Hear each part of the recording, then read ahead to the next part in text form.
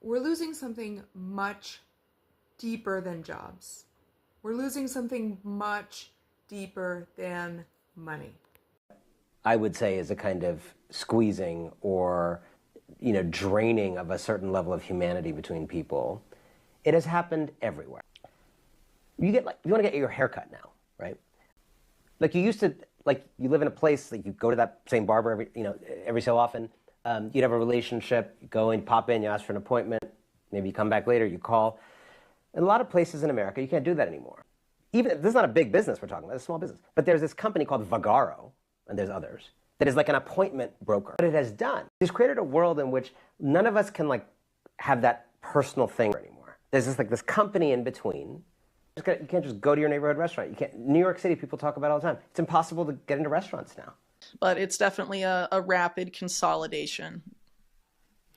I want you to speculate what this world is going to look like. It is the fusion of corporate and governmental power. We just had the presidential memo that came out a couple days ago, which essentially criminalizes, it's quite an amazing memo, the criminalizes people who criticize capitalism.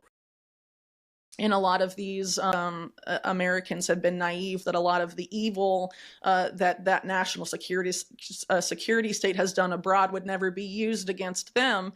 And I think that we need to be very aware of what is going on here, and that the deep state, whatever you want to call it, is expanding, and it's expanding in the hands of private oligarchs that have a very dangerous political vision that is rarely talked about.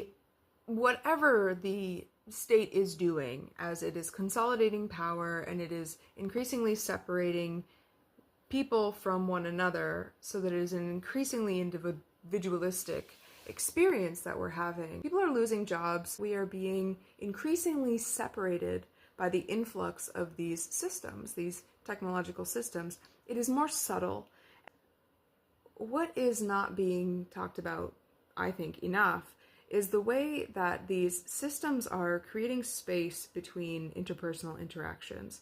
And it's making it seem more difficult to feel and be with another person. And this is something that we can one-on-one increase in our lives. We can intentionally bring more feeling, intimate, vulnerable relations into the forefront of our lives. We can make the choice to foster feeling, connecting, authentically loving relationships. Because this is something that is being lost as these systems are just increasingly coming into our lives, as the cars become smart cars, as the phones become a therapist. It's increasingly creating distance between ourselves and people who can really see us and feel with us.